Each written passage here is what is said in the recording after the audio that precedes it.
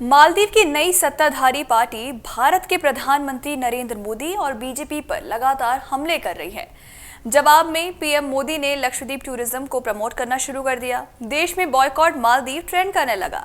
इससे मालदीव सरकार बैकफुट पर आ गई क्योंकि उसकी अर्थव्यवस्था टूरिज्म पर काफी निर्भर करती है।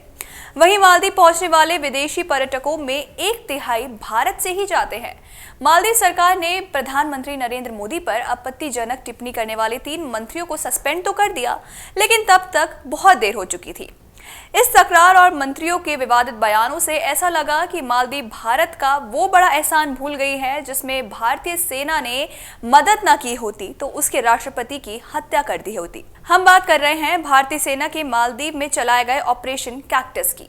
दरअसल 3 नवंबर 1988 की सुबह भारतीय विदेश मंत्रालय के फोन की घंटी बजी। सूचना मिली कि मालदीव में बगावत हो गई है। विद्रोही मालदीव में खुलेआम बंदूकें लिए घूम रहे थे। मालदीव के राष्ट्रपति मामून अब्दुल गयूम कहीं छिप गए थे। उसी दिन गयूम को भारत आना था, लेकिन उनका दौरा भारत के तत्कालीन प्रधानमंत्री राजीव गांधी के अचानक बने किसी कार्यक्रम के कारण टल गया था। मालदीव में विद्रोही इसी इंतजार में थे कि गयूम के भारत जाते ही देश में तख्ता पलट कर दी जाए। इसके लिए श्रीलंका से उग्रवादी संगठन People's Liberation Organisation of Tamil ईमल के हथियारबंद उग्रवादी मालदीव पहुंच गए थे। गयूम का भारत दौरा टल गया तो विद्रोहियों ने तय किया कि तख्ता पलट की साजिश को तय समय पर ही अंजाम दिया जाएगा। श्रीलंका से उग्रवादी संगठन के लड़ाके पर्यटकों के तौर पर मालदीव पहुंचे थे। तख्ता पलट की साजिश श्रीलंका में कारोबार करने वाले मालदीव के अब्दुल्ला लतूफी ने रची थी। पूर्व राष्ट्रपति मोहम्मद नसीर पर भी इस साजिश में शामिल होने का आरोप लगाया गया था।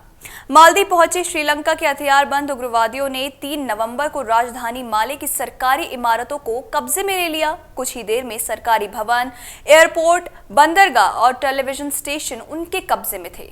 विद्रोही मालदीव के तत्कालीन राष्ट्रपति मामून अब्दुल गयूम तक पहुंचने की कोशिश कर रहे थे। इसी बीच गयूम ने कई दूसरे देशों के साथ ही नहीं बल्कि नई दिल्ली को भी आपात संदेश भेजा। उनका भेजा संदेश सीधे तत्कालीन प्रधानमंत्री राजीव गांधी तक पहुंचा था। इसके बाद वो तत्काल हरकत में आ गए। कुछ घंटों बाद आगरा छावनी से भारतीय सेना की पैराशूट ब्रिगेड के करीब 300 जवान माले के लिए रवाना हुए। मालदीव के तत्कालीन राष्ट्रपति गयूम की गुहार के 9 घंटे के भीतर भारतीय सेना हुलहुले एयरपोर्ट पर पहुंच गई थी। इस एयरपोर्ट पर विद्रोहियों ने कब्जा नहीं किया था। बगावत के बीच ये एयरपोर्ट माले की सेना के कब्जे में ही था। हुलहुले से लगुनों को पार करते हुए भारतीय टुकड़ी राजधानी माले पहुंच गई। भारत ने कोच्चि से भी सेना को रवाना कर दिया। माले के ऊपर भारतीय वायुसेना के मिराज उड़ान भरने लगे। भारतीय सेना की मौजूदगी ने विद्रोहियों के मनोबल पर सीधा हमला किया था। बस कुछ ही देर में भारतीय सेना ने माले के मुख्य एयरपोर्ट को अपने कब्जे में ले लिया और इसके बाद सबसे पहले राष्ट्रपति गयूम को सुरक्षित किया गया था। भारतीय नौसेना के युद्धपोत गोदावरी और बेतवा भी मोर्चा संभाल चुके थे। उन्होंने माले और श्रीलंका के बीच उग्रवादियों की सप्लाई लाइन काट दी। भारतीय सेना के माले में हरकत में आने के बाद उग्रवादियों को खदेड़ने का काम शुरू किया गया।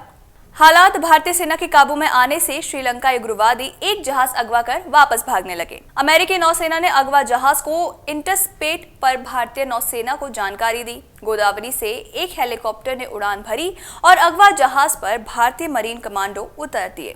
कमांडो कार्रवाई में 19 लोग मारे गए। इनमें ज्यादातर उग्रवादी ही थे और इस दौरान 2 बंधकों की जान भी गई। आपको बता दें कि भारत को आजादी मिलने के बाद विदेशी धरती पर भारतीय सेना का यह पहला अभियान था।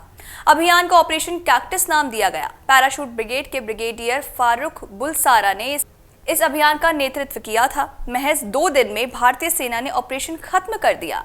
गयूम के तख्ता पलट की कोशिश नाकाम कर दी गई। तब अमेरिका और ब्रिटेन समेत कई देशों ने भारत की काफी तारीफें भी की थी। वहीं श्रीलंका ने इसका विरोध किया था। ऑपरेशन कैक्टस को दुनिया के सबसे सफल कमांडो ऑपरेशंस में से गिना जाता है। विदेशी धरती पर सिर्फ एक टूरिस्ट मैप के जरिए भारतीय सेना ने ऑपरेशन किया था। करीब 150 भारतीय सैनिक 1 साल तक मालदीव में तैनात भी रहे। साफ है कि अगर तब भारत ने मालदीव सरकार की मदद ना की होती तो इस देश पर अब भी श्रीलंका के उग्रवादी लड़ाकों का कब्जा हुआ होता।